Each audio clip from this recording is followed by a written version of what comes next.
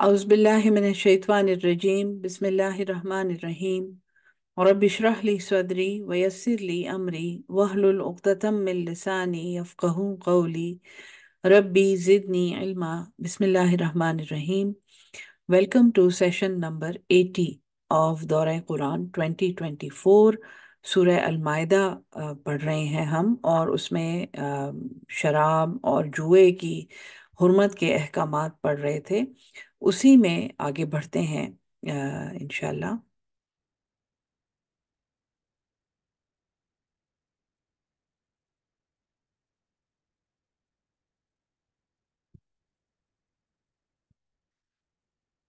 बिस्मिल्लाहिर्रहमानिर्रहीम। आयत नंबर 92।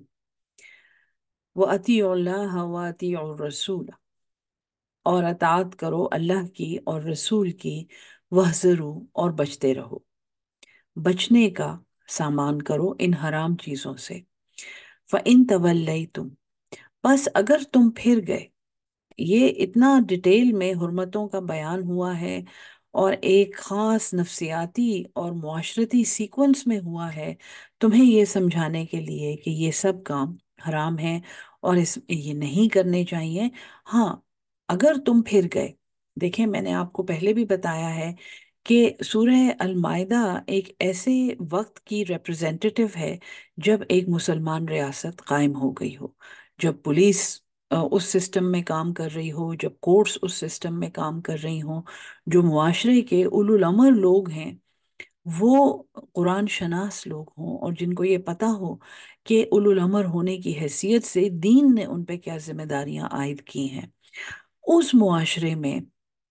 अल्लाह ताला फरमाता है कि अल्लाह की अताअत करो और रसूल की अताअत करो, और इन गंदी चीज़ों से बचते रहो। फ़इन तवल्लैतुम, बस अगर तुम फिर गए। फ़अलमू, तो तुम अच्छी तरह जान लो, जान के रखो।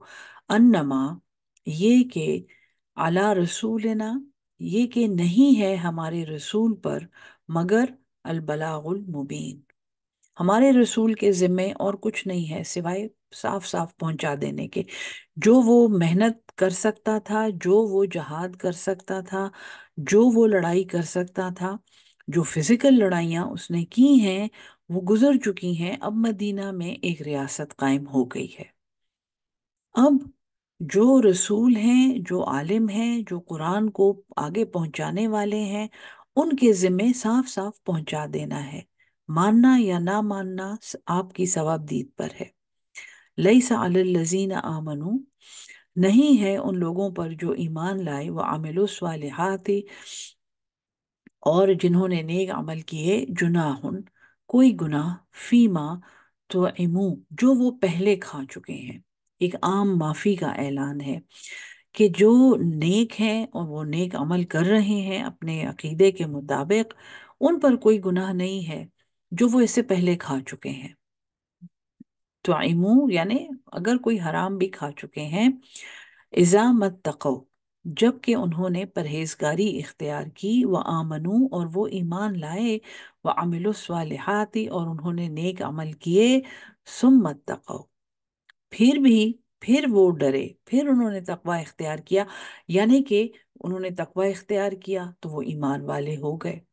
अल्लाह को खुश करने के लिए, अल्लाह को राज़ी करने के लिए उन्होंने तकवा की राह पकड़ी और वो ईमान वाले हो गए। तकवा हुदल लिल मुत्तकीन, कुरान हिदायत है मुत्तकियों के लिए। सो उनको तकवा मिल गया और उनको ईमान की दावत मिल गई, और जब वो समझ गए कि अल्लाह ताला हमसे क्या चाहता है, वह अमिलुस सालिहात, तो फिर उन्होंने नेक अमल किए। सालेह अमल किए, सुलह के अमल किए, इस्लाह के अमल किए। सुम्मत तक़ौ, फिर ये नेक अमल करके वो कोई कोई तोप चीज नहीं बन गए। वो उसी तरह तकवा के रास्ते पे गामजन रहे। वो आमनू, और फिर ईमान लाए। ये एक इस्तिद्राज है। ये सीढ़ियों की तरह एक इंसान अपने ईमान में और अपने तकवा में तरक्की करता है और आगे बढ़ता है। वह आमनू यानी उस तकवा के बाद मजीद उनका ईमान बढ़ा। सुम्मा तकौ, फिर उन्होंने तकवा इख्तियार किया, वो मजीद तकवा में आगे बढ़े। वह अहसनु, یہاں تک کہ وہ احسان کے درجے پر فائز ہو گئے۔ واللہ، اور اللہ، یحب المحسنین، وہ دوست رکھتا ہے احسان کرنے والوں کو۔ ایک ایسا معاشرہ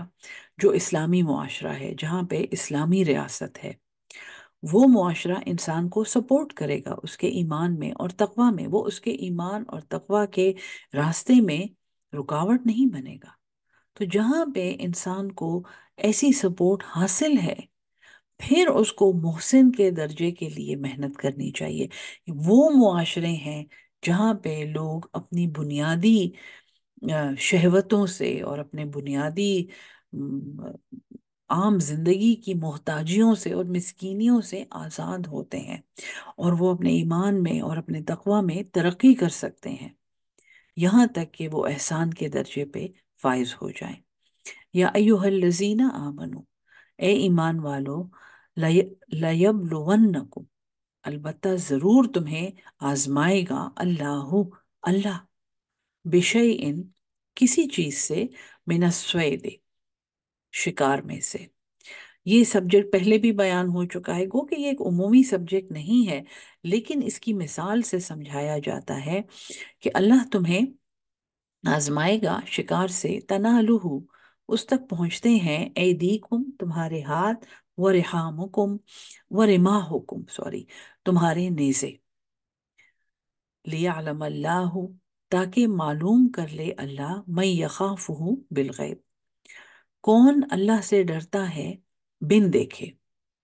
جیسے کہ شکار کے احکامات تھے کہ زخم کر کے اگر مر گیا، یا بلندی سے گر کے مر گیا، یا وہ جانور اس سے پہلے کہ تم اسے ذبح کرو اس سے پہلے وہ مر گیا، تو وہ حرام ہے، وہ مردار ہے۔ تو اس طرح کے امور میں اللہ تمہیں آزمائے گا۔ فی زمانہ اس کی مثال جو میں آپ کو دے سکتی ہوں، وہ مردہ جانوروں کا گوشت بیچنا ہے، اور وہ مردہ مرغیاں بیچنا ہے جو کسی بیماری کی وجہ سے مر جاتی ہیں، اور عام شام، یعنی ان کا گوشت ہماری مارکیٹوں میں جہاں پہ 100% حلال گوشت کا دعویٰ ہوتا ہے، وہاں پہ بیچا جاتا ہے، حالانکہ وہ کھانا حرام ہے۔ تو اللہ تعالیٰ وہ ایک وارننگ دیتا ہے کہ دیکھو، بن دیکھے اللہ سے ڈرنا ہے، یہ نہیں کہ کسی نے نہیں دیکھا اور جانور مر گیا تو کسی کو نہیں پتا چلے گا۔ فَمَنِ اعْتَدَى بَعْدَ ذَلِكَ، پس جس نے زیادتی کی اس کے بعد، فَلَهُ عَذَابٌ علیم، تو ان کے لیے وہ المناک عذاب ہے، وہ عذاب علیم ہے جو منافقوں کے لیے بیان ہوا ہے قرآن میں۔ یعنی یہ منافقت ہے، یہ سمجھنا کہ اللہ مجھے کوئی نہیں دیکھ رہا تو اللہ بھی نہیں دیکھ رہا۔ یا ایہا الذین آمنو، اے ایمان والو، لا تقتلوا الصید، نہ تم قتل کرو شکار کو، وانتم حرم، جبکہ تم حالت احرام میں ہو، ومن قتلہ منکم، اور جو اس کو مارے گا تم میں سے، متعمدا، جان بوجھ کر، فجزاء، تو اس کا بدلہ، اس کی جزا، مثل ما قتلا، اس کے برابر ہے جو اس نے قتل کیا۔ یعنی اگر اونٹ مارا ہے تو اس کے بدلے میں اونٹ دینا ہے، اگر ہرن مارا ہے تو اس کے بدلے میں وہی جانور دینا ہے، من النعام، مویشیوں میں سے۔ یحکم، فیصلہ کریں گے، بہی ذوا عدل منکم، دو معتبر انسان، ذوا عدل، عدل کرنے والے، ججز، منکم، ہدیم، ایک نیاز، بالغ الکعبۃ، کہ وہ پہنچائے اس کو بیت الحرام، خانہ کعبہ، او کفارتن، یا پھر اس کا کفارہ، یا تو حج کے دوران ایسی غلطی ہو گئی ہے، حالت احرام میں کر رہے ہیں، عمرے کے دوران ایسی غلطی ہو گئی ہے، تو یہ وہ ہدی ہے، یہ وہ نیاز ہے جو خانہ کعبہ پہنچانی ہے۔ اور چونکہ من النعام کہا ہے، تو اگر کوئی جنگلی جانور مارا ہے تو اس کی قیمت کے برابر مویشیوں میں سے دم دینا ہوگا، قربانی دینی ہوگی۔ یہ اس کا کفارہ ہے، کیونکہ احرام کی شرط کو وائلیٹ کیا ہے۔ او کفارۃ طعام مساکین، یا پھر اس کا کفارہ کھانا کھلانا ہے محتاجوں کو، او عدل، یا برابر ہے، ذالکا صیامن، اس کے برابر روزے رکھنا ہے، لیذوق وبال امرہ، تاکہ وہ چکھے اپنے کیے کی سزا، جو اس نے جانتے بوجھتے، ایک غلطی متعمد کا لفظ آیا ہے، ارادے سے پلان کر کے، تو اس نے اگر احرام کی کسی شرط کو وائلیٹ کیا ہے تو یہ اس کے فدیے ہیں جو اس نے پورے کرنے ہیں۔ عف اللہ، اللہ نے معاف کیا ہے، اما سلف، جو پہلے گزر گیا، ومن عاد، اور جو زیادتی کرے، فینتقم اللہ منہ، تو اللہ بدلہ لے گا اس سے، واللہ، اور اللہ، عزیز ذو انتقام، وہ غالب ہے اور بدلہ لینے والا ہے۔ احل لکم، حلال ہے تمہارے لیے، صید البحر، دریا کا شکار، مچھلیاں ہیں، مونگے ہیں، جو بھی پرونز ہیں، دریا میں سے جو چیزیں پاکیزہ چیزیں، وَطَعَامُهُ، اور اس کا کھانا، متاع لکم، یہ فائدہ ہے تمہارے لیے، وَلِلسَّیَّارَةِ، اور مسافروں کے لیے۔ اس میں ایک روایت ہے بڑی انٹرسٹنگ کہ ابو عبیدہ بن جراح رضی اللہ تعالیٰ عنہ، جو عشرہ مبشرہ میں ہیں، ایک ایسی جگہ، ایک ایسی مہم پر گئے تھے جہاں پہ بہت دن یہ ایک سمندر کے کنارے یا کسی پانی یعنی واٹر باڈی کے کنارے رکنا پڑا تھا ان کو، یہاں تک کہ کھانے کا سامان ان کے پاس ختم ہو گیا تھا، اور انہوں نے پیغام بھیجا تھا کہ یہاں پہ ایک بہت بڑا جانور ہے، اور وہ مرا ہوا ہے وہ جانور، خیر، اور وہ سمندری یا دریائی جانور ہے، ہو سکتا ہے وہ کوئی بہت بڑی مچھلی ہو، اور وہ روایات میں ہے کہ شاید وہ ایک ویل تھی، کیونکہ وہ جو سائز اس کا بیان کیا گیا تھا وہ بہت بڑا تھا، اور بہت دنوں تک پھر جب ان کو فتویٰ دیا گیا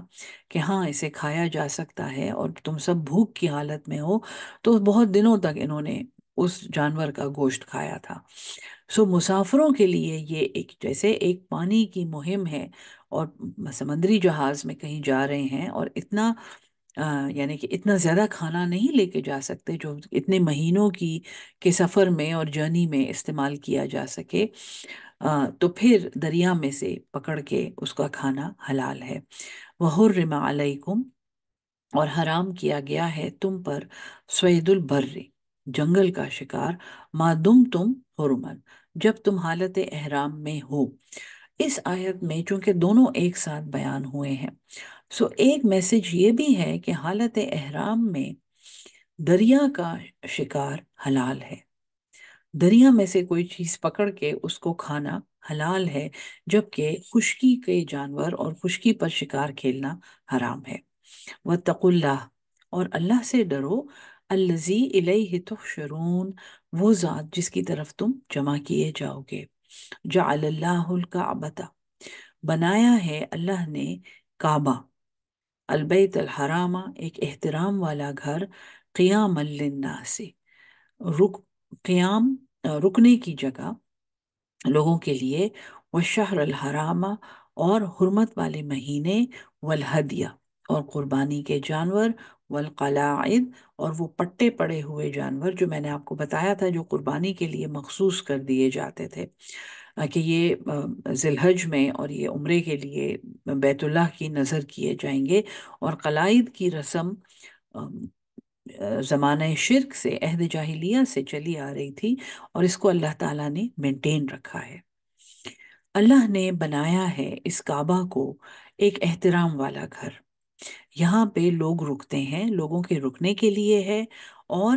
حرمت والے مہینے یعنی اور حرمت والے مہینوں میں ذی الحج شامل ہے،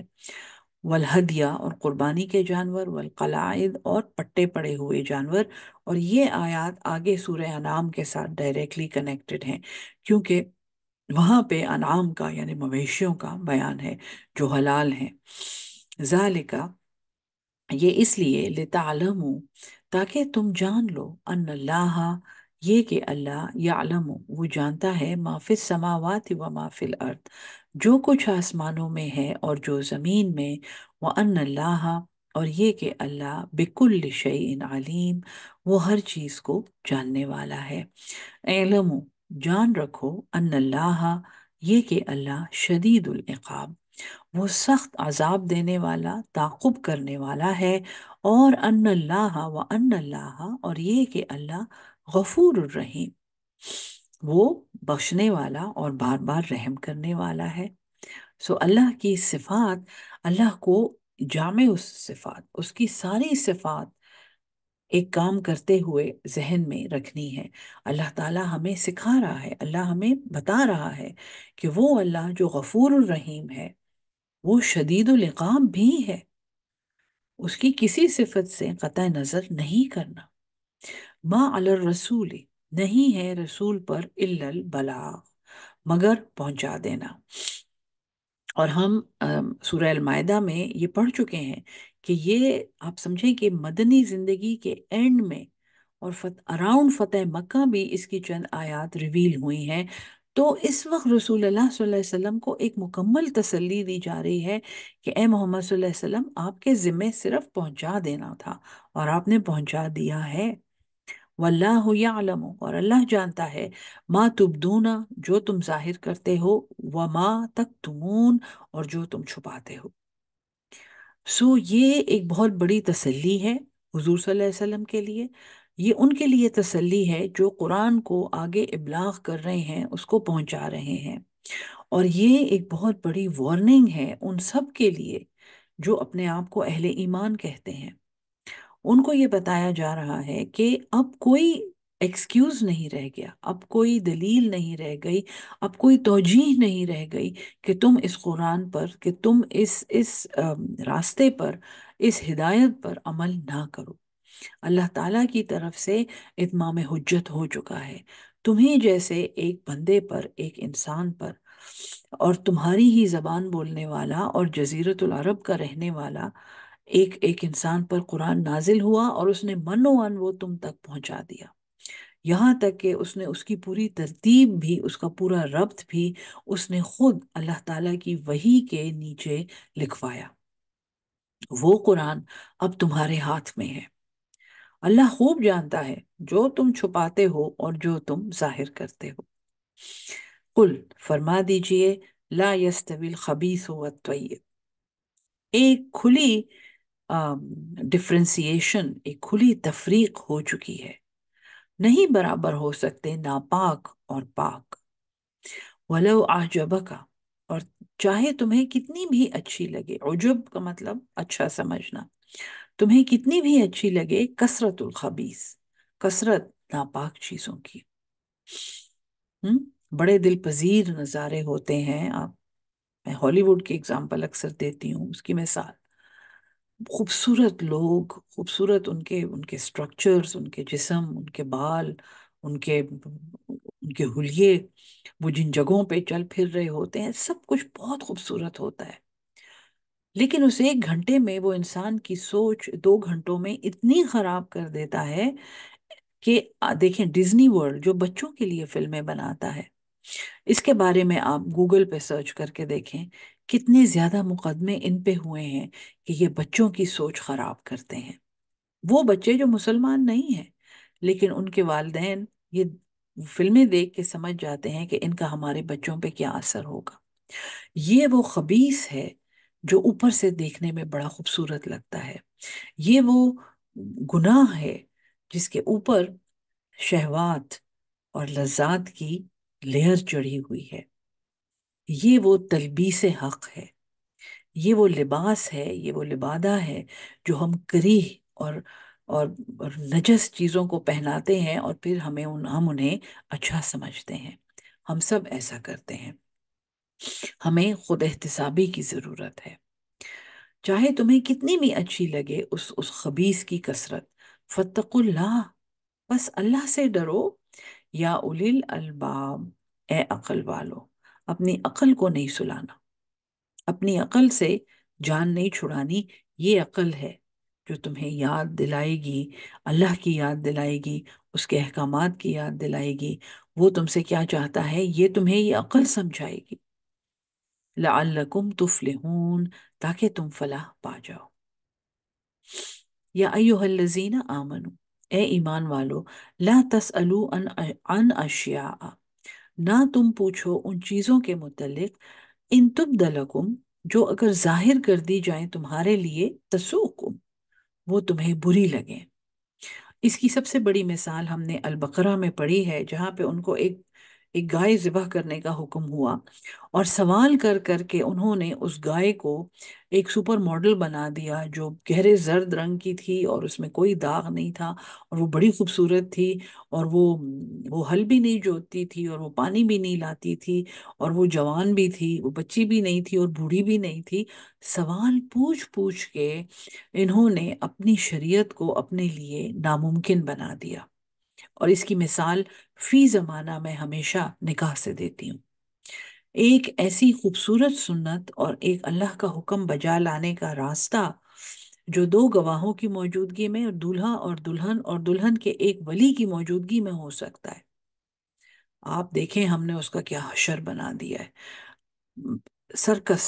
میرے پاس تو ایک ہی لفظ ہے، سرکس۔ ایسا لگتا ہے جیسے سرکس لگا ہوا ہے، اور میرے پاس اور اس سے بہتر کوئی لفظ ہے نہیں۔ وہ شریعت کا وہ حکم جو ہمیں زنا سے اور فحاشی سے روکنے کے لیے اللہ تعالیٰ نے ایک خوبصورت سہولت ہمیں دی ہے کہ دیکھو اتنی آسانی سے آپس میں نکاح کر لو، اس کا ہم نے وہ حشر کیا ہے کہ معاشرے میں آج زنا عام ہو گئی ہے۔ تو ایسے سوال نہ کرو جو تمہیں برے لگیں اگر وہ تمہارے لیے ظاہر کر دیے جائیں۔ وَإِن تَسْأَلُوا عَنْهَا، اور اگر تم پوچھو گے ان کے بارے میں، حین ينزل القرآن، جب قرآن نازل کیا جا رہا ہے، تبد لکم، تو وہ تمہارے لیے ظاہر کر دی جائیں گی۔ ایک بہت قیمتی وارننگ ہے اس زمانے کے مسلمانوں کے لیے کہ دیکھو جب تورا نازل ہو رہی تھی اور موسیٰ علیہ السلام اللہ سے کلام فرما رہے تھے، تو ان کی قوم نے اللہ کی اطاعت کرنے کی بجائے، اللہ اور اس کے رسول کا اتباع کرنے کے بجائے، توجیحات اور دلیلوں کا اور اعتراضات کا راستہ پکڑا تھا۔ انہوں نے دین میں لیت و لال کی تھی، انہوں نے دین میں تعویلیں پیش کی تھی۔ دیکھو ان کے دین کا کیا حشر ہوا، بلکہ اس قوم کا کیا حشر ہوا۔ آج لعنت زدہ ہو کے دفع دفعان اللہ تعالیٰ نے ان کو اپنی امامت سے کیا ہے۔ تو جب قرآن ریویل ہو رہا ہے اس دوران اطاعت کرو۔ جب بڑے استاد یہ کہتے ہیں کہ دیکھو دین جب سیکھ رہے ہو تو نقل سے کام لو، بعد میں عقل استعمال کرنے کا وقت بھی آ جائے گا۔ تو اکثر ہم جیسے اسٹوڈنٹ جو توجیحات کرتے ہیں اور جو تعویلیں کرتے ہیں، جو ہم اپنے آپ کو بڑا پڑھا لکھا سمجھتے ہیں، ہم اس وقت بہت حیران ہوتے ہیں، بلکہ ہمیں یہ بات ناگوار گزرتی ہے کہ یہ کیوں ایسا کہہ رہے ہیں، یہ کیوں ہمیں سوال کرنے سے روک رہے ہیں۔ لیکن اگر اس عمل میں سے آپ خود گزریں، اور ایک عمل جب آپ سیکھ رہے ہوں جس وقت اور آپ کو سکھایا جا رہا ہو، اس وقت آپ صرف اس کی نقل کریں۔ آپ میری بات کا یقین کریں کہ اس کی حکمتیں اور اس کا حسن اور اس کے اندر چھپے ہوئے فائدے آپ کو خود نظر آنے شروع ہو جائیں گے، بجائے اس کے کہ انتہائی بونگے طریقے سے ہم یہ کہیں کہ جی سائنس نے بھی اب یہ ثابت کر دیا، اور ایسا ایسا فزکس نے ہمیں بتا دیا۔ سائنس اور فزکس اور لاجک اور سب کچھ قرآن کے علم سے نیچے ہے۔ قرآن کے علم میں وہ حکمت ہے جو انسانی فطرت کے لیے اللہ تعالیٰ نے تخلیق کی ہے۔ سو اللہ تعالیٰ یہی مشورہ دے رہا ہے کہ دیکھو ایسے سوال نہ پوچھو جو اگر تمہارے لیے کھول دیے جائیں تو تمہیں ناگوار گزریں۔ عفا اللہ عنہا، اللہ نے درگزر کی ہے، اس سے پہلے تم پوچھتے رہے ہو، بس خیر ہے، اللہ نے معاف کیا ہے۔ واللہ غفور حلیم، اور اللہ تو بخشنے والا اور بڑا بردبار ہے، بڑے حلم والا ہے۔ قد سألہا قوم، تحقیق پوچھا تھا ان چیزوں کے بارے میں اس قوم نے، من قبلکم جو تم سے پہلے تھی، ثم اصبحوا پھر وہ رہ گئے، بہا کافرین اس کا انکار کرنے والے۔ شریعت مشکل کر دی نا انہوں نے۔ ما جعل اللہ نہیں بنایا ہے اللہ نے، من بحیرتن بحیرہ، ولا سائبتن اور نہ ہی سائبہ، ولا وسیلتن اور نہ ہی وسیلہ، ولا حامل اور نہ ہی حام۔ بحیرہ، سائبہ، وسیلہ، حام، یہ ان نظروں کے نام تھے جو یہ اپنے جانوروں پر مانتے تھے۔ یہ ہو سکتا ہے وہ دیوی دیوتا ہوں جن کے ناموں کی یہ نظریں مانتے ہوں، اور یہ ہر ایک کے ایک خاص شرائط ہوتی تھی، یہ آگے سورہ انعام میں یہ ڈیٹیل میں آئے گا کہ جو یہ قسمیں کھاتے تھے، مثلاً ایک حاملہ، اعلیٰ نسل کی حاملہ اونٹنی کے بارے میں یہ کہتے تھے کہ اسے میں فلاں دیوی کے یا دیوتا کی نظر کرتا ہوں، ہبل کے نام کرتا ہوں میں اس کو، اور اس کے پیٹ میں جو بچیا ہے یا بچہ ہے، یعنی اگر اس کے پیٹ میں نر ہے تو اس کا گوشت صرف مرد کھائیں گے، اور اگر اس کے پیٹ میں مادہ ہے تو اس کا دودھ صرف فلاں پیئیں گے، اس طرح کی نظریں یہ مانتے تھے۔ تو یہ اللہ کہتا ہے اللہ نے ایسی کوئی بات نہیں بنائی، یہ تو تم اپنی طرف سے بناتے ہو۔ وَلَكِنَّ الَّذِينَ كَفَرُوا، اور جن لوگوں نے انکار کیا، یفترون علی اللہ الکذبا، وہ باندھتے ہیں جھوٹ اللہ پر، افطرا کرتے ہیں، بہتان۔ اللہ نے افطرا کا ڈائریکٹ مطلب ہے بہتان، وہ اللہ پر بہتان لگاتے ہیں۔ بڑی خوفناک بات ہے یہ، یعنی اپنی طرف سے کوئی بات کہنا اور پھر اس کو اللہ سے منسوب کرنا۔ وَأَكْثَرُهُمْ، اور ان میں سے اکثر، لا يَعْقِلُونَ، وہ عقل نہیں رکھتے، عقل رکھتے تو کبھی ایسی بات نہ کرتے۔ وَإِذَا قِيلَ لَهُمْ، اور جب انہیں کہا جاتا ہے تعالوا، آ جاؤ، الی ما انزل اللہ، اس کی طرف جو اللہ نے نازل کیا، وَإِلَى الرَّسُولِ، اور رسول صلی اللہ علیہ وسلم کی طرف، قالو، یہ کہتے ہیں، حسبنا، ہمیں کافی ہے، ما وجدنا، جس پر ہم نے پایا، علیہ، اس پر، آباءنا، اپنے آباء و اجداد کو۔ جب انہیں یہ کہا جاتا ہے کہ اس کی طرف آؤ جو اللہ نے نازل کیا ہے اور رسول نے، تو یہ کہتے ہیں کہ ہمارے لیے وہ کافی ہے جس پر ہم نے اپنے باپ دادوں کو پایا۔ جی، یہ بہت بہت مشہور بات ہے، اور ہم اپنے آپ کو اس سے بری الزماں نہیں کر سکتے۔ جی، ہمارے طریقے، ہمارے آباء و اجداد، ہمارے اجداد کے طریقے، ساڈے طریقے ہیں جی، بڑی مشہور مشہور باتیں ہیں، جو سن رہے ہیں ان کے ذہن میں ایک دم سے گھنٹی بجی ہوگی، انہوں نے یہ ضرور دیکھا ہوگا، ضرور سنا ہوگا، جہاں پہ ہم ایسی حرکتیں کرتے ہیں جن کا قرآن اور سنت میں کوئی ذکر نہیں ہے، بلکہ اب تو جو بہت پڑھ لکھ گئے ہیں اور جو بہت آگے بڑھ گئے ہیں وہ اس کو جسٹیفائی کرتے ہیں، دس از کلچر، یہ ہماری ثقافت ہے۔ چاہے وہ ثقافت بت پرستی کے برابر ہو، چاہے وہ ثقافت دیکھنے میں شرک جیسی لگتی ہو، لیکن یہ ہماری ثقافت ہے، اس کا ہمارے دین سے کوئی تعلق نہیں ہے۔ ہم ہم یہاں پہ موم بتیوں سے دولہا اور دلہن کی آرتی اتار رہے ہیں کیونکہ یہ ہم نے ایک انڈین ڈرامے میں دیکھا ہے، اور یہ انڈو پاک سب کانٹیننٹ کی ثقافت ہے، اور ہم نماز با جماعت پڑھتے ہیں۔ تو یہ کہتے ہیں کہ ہمارے لیے وہ کافی ہے جس پہ ہم نے اپنے باپ دادوں کو پایا ہے۔ اولو کان آباؤہم، کیا بھلا نہ ہوں، کیا بھلا ہوں ان کے آباء و اجداد، لا یعلمون شیئا، وہ کچھ بھی نہ جانتے ہوں، انہوں نے کچھ نہ سنا ہو، انہوں نے کبھی ان کو معلوم ہی نہ ہو کہ دین اسلام کیا ہے، ولا یہتدون، اور نہ ہی وہ ہدایت یافتہ ہوں۔ مجھ سے اکثر میرے اسٹوڈنٹس پوچھتے ہیں کہ میڈم آپ اس عمر میں کیا کرتی تھیں، 25 سال کی عمر میں، 18 سال کی عمر میں کیا کرتی تھیں؟ کبھی وہ تصویر اگر دیکھ لیں تو اس کے بارے میں پوچھتے ہیں آپ ایسے، آپ یہ پہنتی تھیں، تو میں ان کو یہ کہتی ہوں بیٹا یہ میرا جاہلیہ کا دور ہے، میں بھی جاہل تھی، لیکن اللہ تعالیٰ نے ہر انسان کے لیے ہدایت عام نازل کی ہے، ہدایت عامہ، جس کا ارادہ ہو، جس کی نیت ہو، اس کو مل جاتی ہے۔ آج بھی میں اپنے آپ کو ہدایت یافتہ نہیں کہتی، لیکن اپنی جاہلیت کے دور سے میں نے نکلنے کی کوشش کی ہے، اور ہر ایک انسان جو قرآن پڑھتا ہے اس کو احساس ہو جاتا ہے کہ وہ اس سے پہلے ایک جہالت میں رہ رہا تھا، وہ ایک جاہلیت میں، ایک اندھیرے میں، ایک آئسولیشن میں رہ رہا تھا، اور یہ کہ اس کا اپنے خالق سے کوئی تعلق نہیں تھا۔ تو کیا بھلا اگر ان کے آباء و اجداد کچھ بھی نہ جانتے ہوں، ان کے کوئی علم نہ ہو اور وہ ہدایت یافتہ بھی نہ ہو؟ یا ایھا الذین آمنو، اے ایمان والو، علیکم انفسکم، تمہارے اوپر تمہاری جانوں کی ذمہ داری ہے۔ ہم؟ لا یکلف اللہ نفسا الا وسعها، اللہ مکلف نہیں کرتا کسی جان کو مگر اس کی وسعت کے مطابق۔ اس کا تو ہم کتنا شکر ادا کریں کہ ہم سے اس کا حساب نہیں لیا جا رہا جو ہمارے سلف تھے،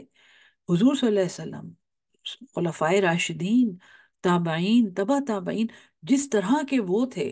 اور جو ہدایت وہ چھوڑ کر گئے ہیں اور جتنی محنت انہوں نے دین میں کی ہے، اگر ہم سے اس کے مطابق حساب لیا جائے کہ تمہارے سلف نے تو اتنی محنت کی تھی، آج تم کیا کر رہے ہو، کتنی کتنی تم نے کتنا عمل کیا ہے؟ نہیں، یہ اللہ کا بہت بڑا فضل ہے، تمہارے اوپر تمہاری جانیں ہیں۔ لا یضرکم، نہیں کوئی نقصان پہنچائے گا، من ضل،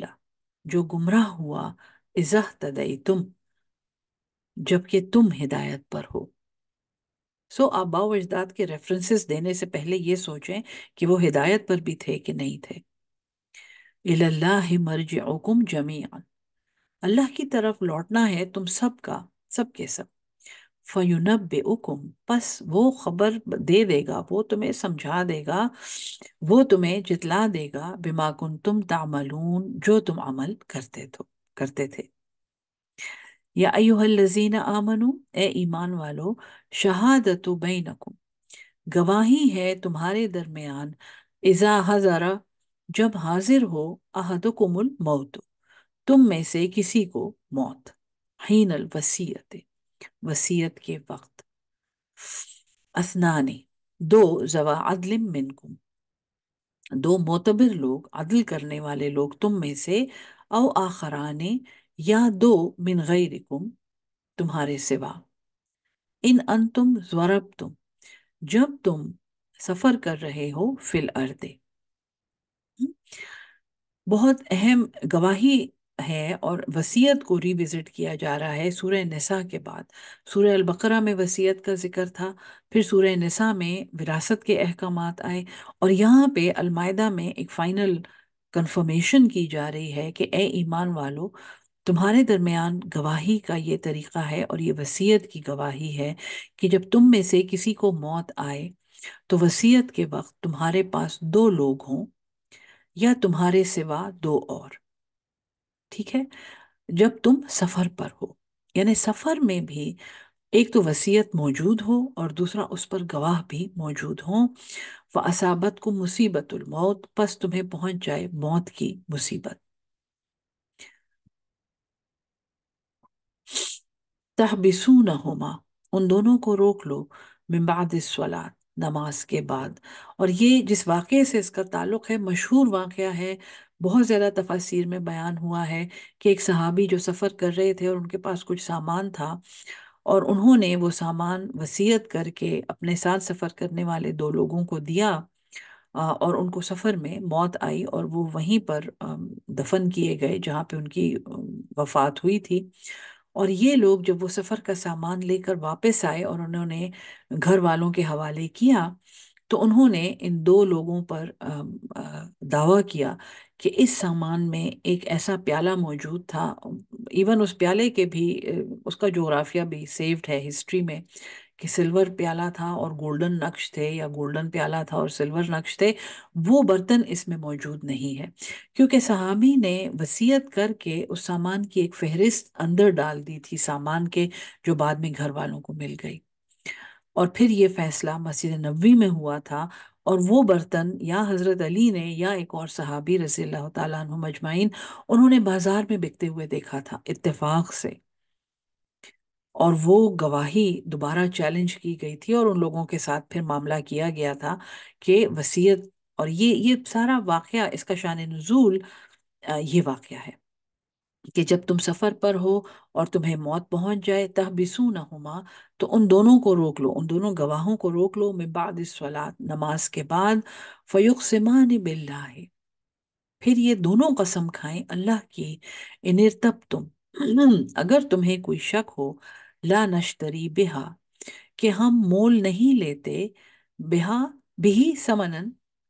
اس کے بدلے میں کوئی بھی قیمت، یعنی ایک تو ہم نے کوئی معاوضہ نہیں لیا اس گواہی دینے کا، اور دوسرا ہم یعنی کہ ایک غیر جانبدار گواہی دے رہے ہیں، ہمارے اوپر کوئی انفلوئنس نہیں ہے کسی کا، وَلَوْ كَانَ ذَا قُرْبَىٰ، چاہے وہ رشتہ دار بھی ہوں، ایک تو اجنبی ہم سفر ہیں جن کو گواہی کے لیے اگر وہاں پہ روکا جا سکتا ہے، ہو سکتا ہے رشتہ دار ساتھ سفر کر رہے ہوں، ان کے لیے بھی، ان کے حق میں بھی یہی حکم ہے، وَلَا نَكْتُمُ شَهَادَةَ، اور ہم اللہ کی گواہی نہیں چھپاتے، شہادت اللہ، کیونکہ جب میت نے ان کے سامنے وصیت کی تھی اور پھر وہ فوت ہو گئے تو وہ اپنے ڈیفenس کے لیے موجود نہیں ہے، تو ہم نہیں چھپاتے اللہ کی گواہی، کیونکہ جب اس نے ہمیں وصیت کی تھی اور جب اس نے ہمارے حوالے اپنا متاع کیا تھا تو اس وقت اللہ گواہ تھا۔ انا ازل لمن الآثمین، اگر ایسا ہو، انا بے شک ہم،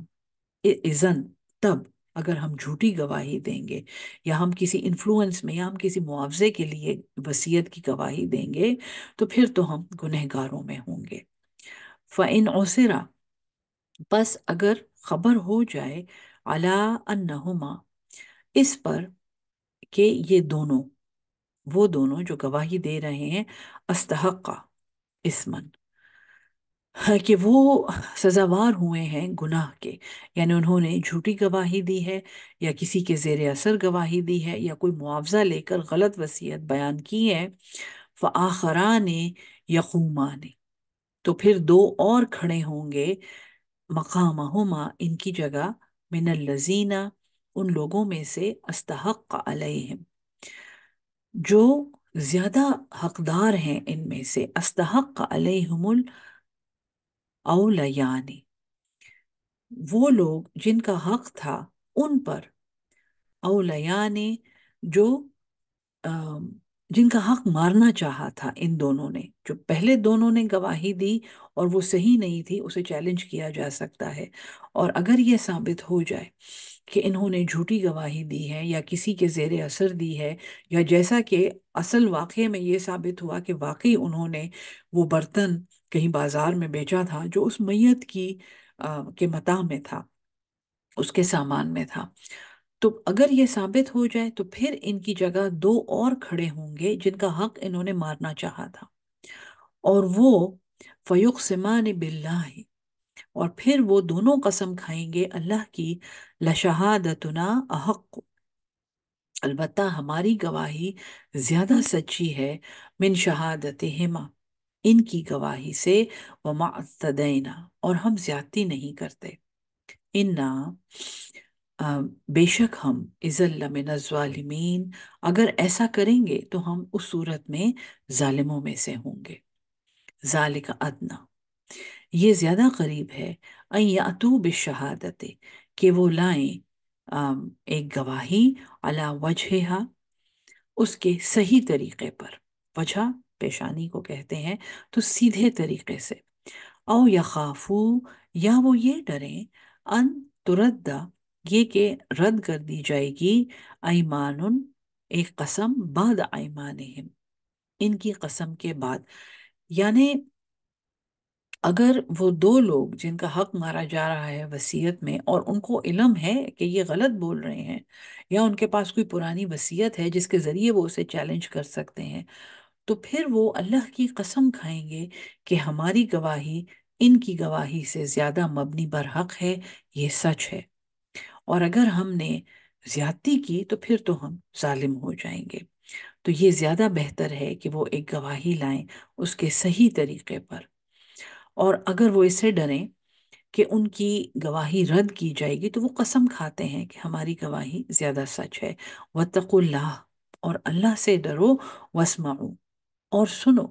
واللہ، اور اللہ، لا یہدی القوم الفاسقین، اللہ ہدایت نہیں دیتا گنہگاروں کی، فاسق و نافرمانوں کی قوم کو۔ یہ آیت نمبر 108 ہے، اور اس کے بعد ایک المائدہ کی سینٹرل آیات ہیں،